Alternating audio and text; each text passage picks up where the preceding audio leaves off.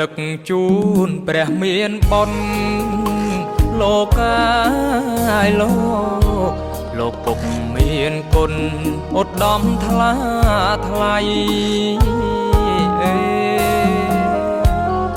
ពុកគឺជាព្រះក្នុងផ្ទះរាល់ថ្ងៃថែបុត្រប្រុសស្រីអត់បីទុំណែ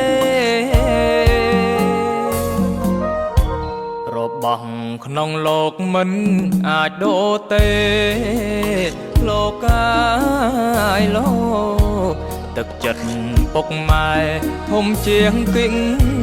រីថ្ងៃនេះកូនសូម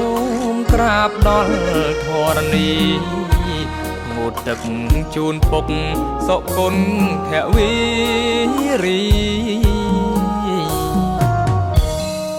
លើកហាត់ប្រណំ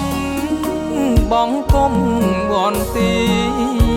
សូមអត់ទងសាដែលកូនធ្លាប់ឆ្កងព្រោះកូននៅតូចខំផងត្រូវផងពុកតែងរ៉ាប់រងអប់រំប្រដៅទុំយើងក្រទ្របតែសច្ចៈនៅលោកកាយលោកគុណធម៌ជាផ្លូវនាំកូនសុខសាន្តកូនធ្វើតាមពុក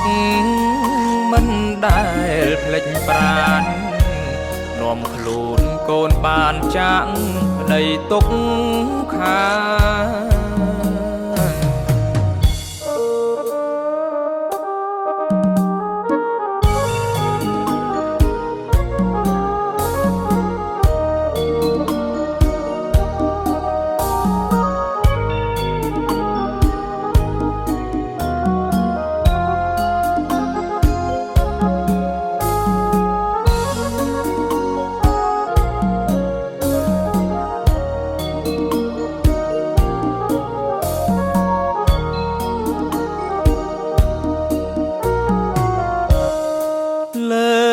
ហាត់ប្រណំបងគុំវន្ទីសូមអត់ទងសាដែលកូនធ្លាប់ឆ្កងព្រោះកូននៅតូចខំផងត្រូវផ